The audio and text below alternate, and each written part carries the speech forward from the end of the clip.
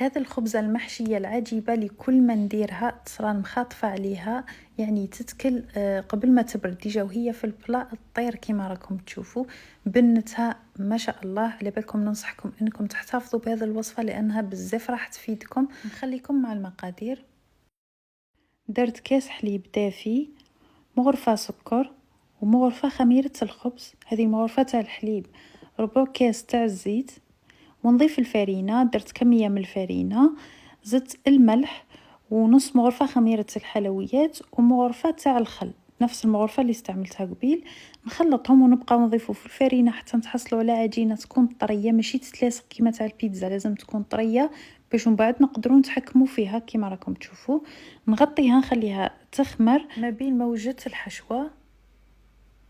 في مقلاة درت شويه تاع الزيت ودرت كميه من الفيونداشي، نفتحها مليح، ولا تقدروا ديروا الدجاج ولا تقدروا ما ديروش لا الدجاج لا فيونداشي. ربيت لها زوج فصوص تاع الثوم، درت الفلفل الكحل والدبشه والملح ثاني، ما تنساوش الملح، ونخلطهم. ما تخليوش يطيب بزاف باش ما ينشفش من الماء تاعو، يعني مون 10 دقائق نحيوه. في نفس المقله درت كميه تاع الزيت ودرت زوج حبات بصله قطعتهم مربعات، تقدروا تقطعوهم بالطول ولا كيما تحبوا. زدت لها الملح، الفلفل الكحل، شويه تاع الكزبر والفلفل الاحمر. هذا ما درت توابل. نخلطهم مليح ونخليهم يتقلاو. ودرت الثوم ثاني، ربيت لها الثوم ونزيد نقليهم، ونديرو شويه تاع الماء باش لاصوص هذه ما تطيبلناش ناشفه، يعني تبقى فيها شويه لاصوص باش ومن بعد ما تجيناش ناشفه.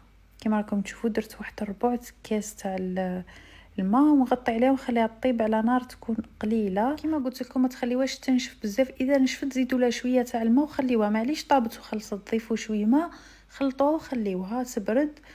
جيت العجينه قسمتها على زوج ورشيت الفرينه كما راكم تشوفوا، ماهيش تتلاصق، راهي طريه مليحه وميمطو ما تلصقش. نفتحها بسمك يكون رقيق ونحطها فوق البابي كويسون، راح يعاونكم بزاف في الخدمه. نزيد نفتحها كما قلت لكم، رقوا العجينه باش تجيكم خفيفه، راح تجيكم تقول قطن بزاف هايله. بهذه الطريقه نحيت الاطراف ونقلتها فوق البلا، وجبت هذيك التكتوكه اللي خدمتها قبيل كما راكم تشوفوا، ماهيش ناشفه لذيك الدرجه، يعني بقات فيها شويه لاصوص. وزدت جبت هذاك الفيونداشي اللي درته قبيل نديرو من الفوق. تقدروا ديروا الطون ثاني في بلاصه الفيونداشي، تجي بزاف هايله. هنا كانت عندي شويه كريم فريش مخلطه بالفرماج، فضلت لي من البيتزا حبيت نديرها هنا، جات بزاف هايله ثاني، ما تجيش الحشوه لداخل ناشفه. وزدت درت الفرماج تاع سلايس من الفوق، تقدروا ديروا اي نوع فرماج تحبوا، ديروا فرماج رابي ولا كيما تحبوا. نزيد الطبقه الثانيه تاع العجين نفتحها بنفس الطريقه كما فتحت الاولى، ديروها رقيقه كما راكم تشوفوا، السمك تاعها كفايه رقيق. وننقلها فوق البلا ونضغط على الاطراف باش ما تفتح لناش كي تكون طيب، ونسيو نغلقوها مليح، ومن بعد نحيو هذوك الاطراف باش تجينا يعني شكلها مليح. ندهنها من الفوق بالبيض، تقدروا ديروا شويه خل ولا شويه حليب.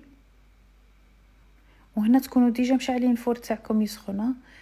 رشيتها بالسينوج وزدت لها بذور شيا، يعجبوني بزاف المملحات يمدوا لهم قرمشه هايله، انا نبغي نضيفهم. وهنا نجيب الكوبات ونسيي نطراسيها من الفوق بهذا الشكل. ما تقطعوهاش حتى لتحت خلاص، يعني قطعوا غير من الفوق، وندخلوها طيب على فرن مسخن مسبقا على 200 درجه، يكون شاعل من الفوق ومن التحت. بعد ما تدي لكم هذه التحميره نحيوها، يعني ولي الفور تاعها يشعل غير من التحت ومن بعد من الفوق، شعلي لها طيب من التحت، بعد ما تحمر زيدي شعلي لها تحمر لك من الفوق. هذا مكان. وشوفوا النتيجه الرائعه اللي تحصلت عليها، جات بزاف هايله وبزاف بنينه. كما راكم تلاحظوا البلا ديجا فرغ، يعني مع بديت نقطع فيها ديجا طارت، جات بزاف هايله. ان شاء الله تجربوها، سورتو هاد العجينه احتفظوا بها، راح تسحقوها بزاف بزاف. ان شاء الله تكون هذه الوصفه عجبتكم، وبسلامه الى فيديو قادم.